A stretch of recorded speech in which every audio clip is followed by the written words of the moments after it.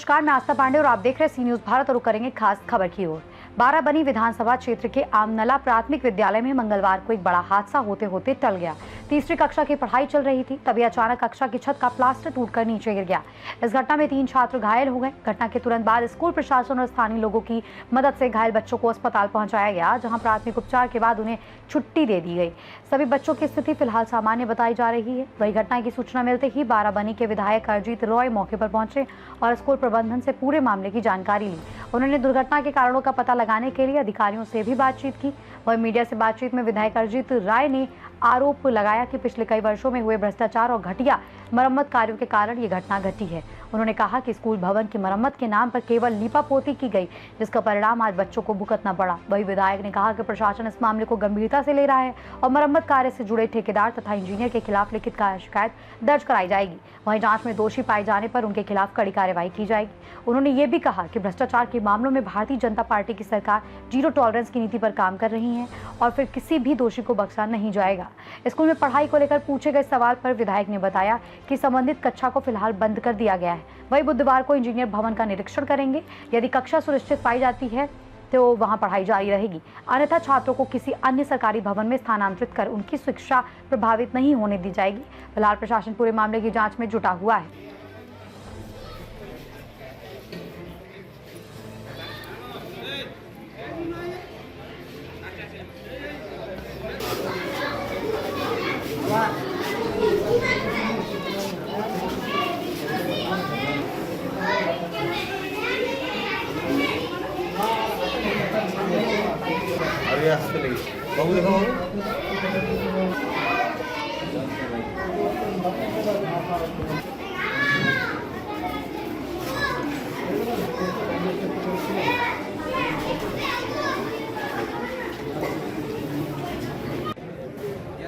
ঘটনা কি হয়েছে আজ?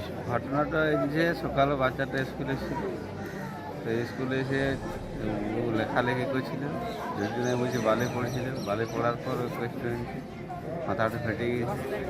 তা আমাদের ঘরে কেউ বলে যায়নি স্যার যে হয়েছে। আপনি স্কুল থেকে কোনো খবর দেয়নি? না, ওর মা ছিল, আমি তো বাইরে কাজে গেছি। বাইরে কাজে থেকে আসার পর ওর মা বললেন যে এসে কি দেখলাম? আমি এলাম, যে দেখছি বলছি হাসপাতাল নিয়ে যে কাটিনায় গেলাম। কাটিনায় যে পৌঁছেছি তাকে টিফিন টিফিন নিয়ে ঘুরে আসি। কেমন আছে এখন কমন আছে কী করে জানবো? ওরা বলছে ওষুধ দিন 4 দিন যে মাথাটা ফেটে যাবে, সেলাই তেলাই করায়নি। কি কারণে হয়েছে বলে মনে করছে? এবারে ওরা বলছে আগে মিস্ত্রি লাগাইছিল, মিস্ত্রি কমন কী করেছে ওরা কী করে জানবো? এমন কোন ক্লাসে পড়ে আপনার ছেলে? কি নাম? জয়দেব। আপনার নাম? আমার নাম জীবন দেব। স্যার আমি কিন্তু যে মুহূর্তে বলছিল সেই মুহূর্তে আমি এখানে ছিলাম, ঠিক আছে। আমার অসুস্থতার কারণে আমি বাড়িতে ছিলাম, আমার পায়ে লেগেছে।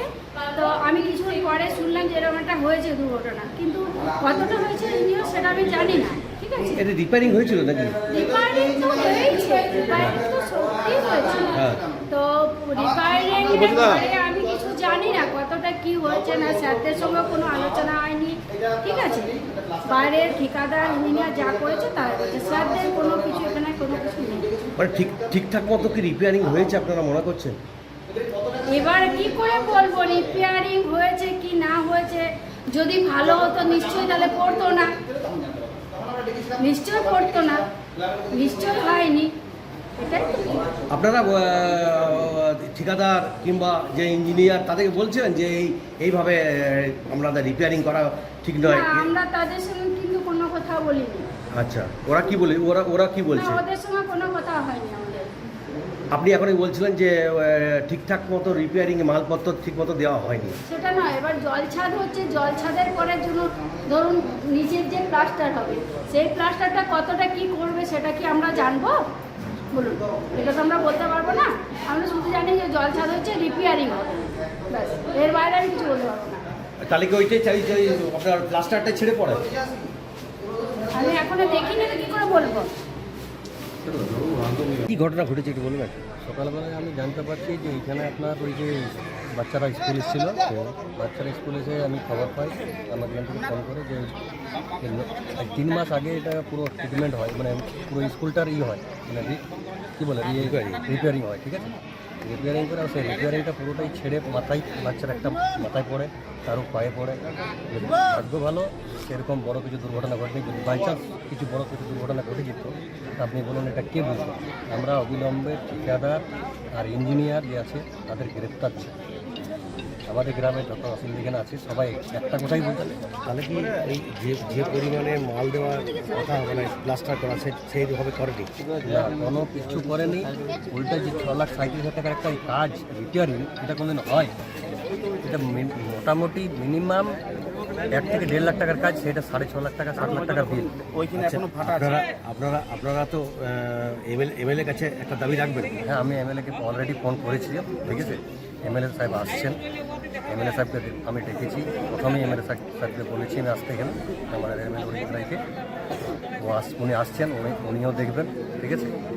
এই যে স্কুল চলাকালীন একটা ছাদের চাল মানে পড়ে গেল আপনার ছাল এবং স্কুলে তারাতে তো আজকে বড় দুর্ঘটনা ঘটতে পারতো। হ্যাঁ, ওটাই তো বললাম, যদি বাই চান্স কিছু বড় দুর্ঘটনা যেত, এটা কে দায় নিত? ঠিকাদার নিতে পারতো না ইঞ্জিনিয়ার নিতে পারতো? এভাবে কাজ করানো কি উচিত হয়েছে? যাতাইভাবে কাজ করি, এটা কোনো কাজের 6,63,000 টাকার বিল রিপেয়ারিং কাজে কীভাবে হয়? ওরা তদন্ত চাইছেন, একদম তদন্ত চাইছি, এবং দুজনকেই আমরা গ্রেপ্তার চাইছি, ইঞ্জিনিয়ার প্লাস ঠিকাদার, দুজনকেই গ্রেপ্তার চাই আমরা। কজন ইঞ্জুরিড হয়েছে? ইঞ্জুরিড আছে 3 জন। একজনের পুরো মাথাতে লেগেছে, এখন সিটি স্ক্যান হয়নি, ট্রিটমেন্ট করে নিয়ে এসছে, কালকে নিয়ে যাওয়া হবে সিটি স্ক্যান করতে। আর দুজনের পায়ে লেগেছে, একদম যাতাইভাবে একদম মাথাটা দেখুন, দেখতে তো পাচ্ছেন মাথা লেগেছে। কোন ক্লাসে? আমার নাম সুজয় গড়াই। কোন ক্লাসে এটা? ক্লাস 3-তে পড়ে ছেলে। যে ওই রুমেই হয়েছে? ওই রুমেই হয়েছে। গ্রাম পঞ্চায়েত প্রধান। কি হয়েছে আপনাদের এই গ্রামের স্কুলে? এখানে একটা কাজ মানে স্কুল পুরনো কাজ ছিল, রিপেয়ারিং কাজ ছিল, সেটা হয়েছিল রিপেয়ারিং।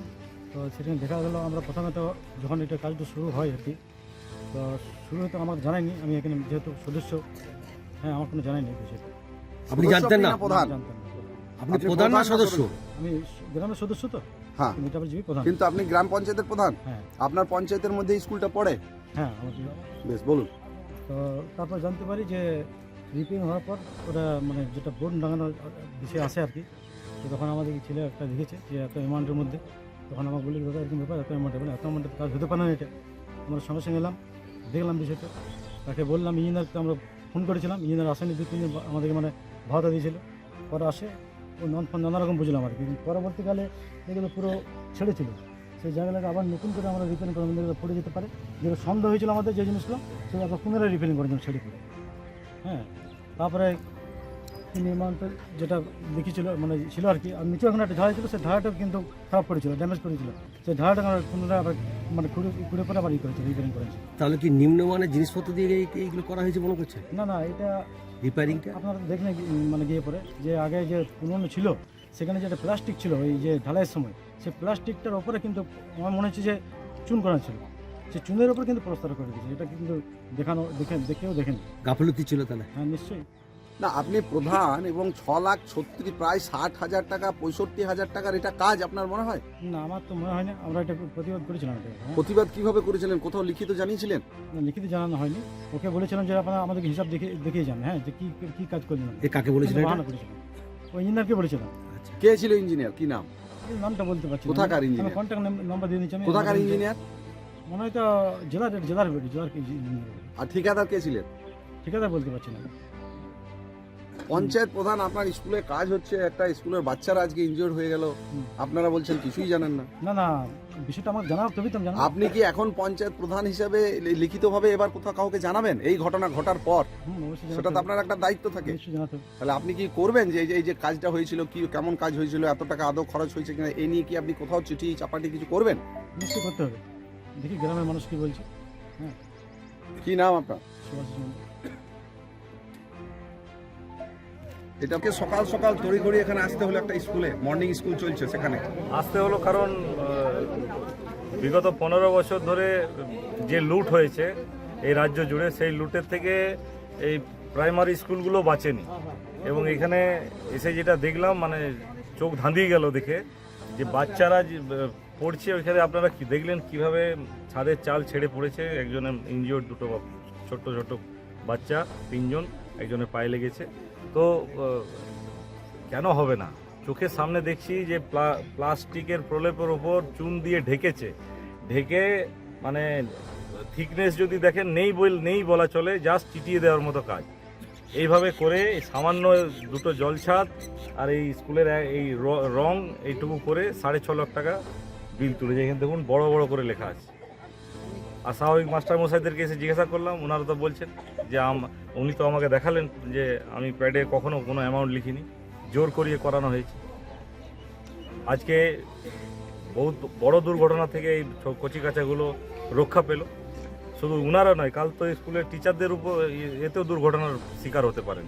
তো এই যে রন্ধ্রে রন্ধ্রে দুর্নীতি, এর কিন্তু একদম মূল থেকে উপরে সাফ করব। আর এই ঘটনায় যারা জড়িত, আমি বিডিও সাহেবকে বলেছি যে কারা এই কোন ঠিকাদার এই কাজ করেছেন এবং কোন ইঞ্জিনিয়ার ছিলেন তৎকালীন, এই দুজনের বিরুদ্ধে ইনকোয়ারি করে ইমিডিয়েট এফআইআর করছে।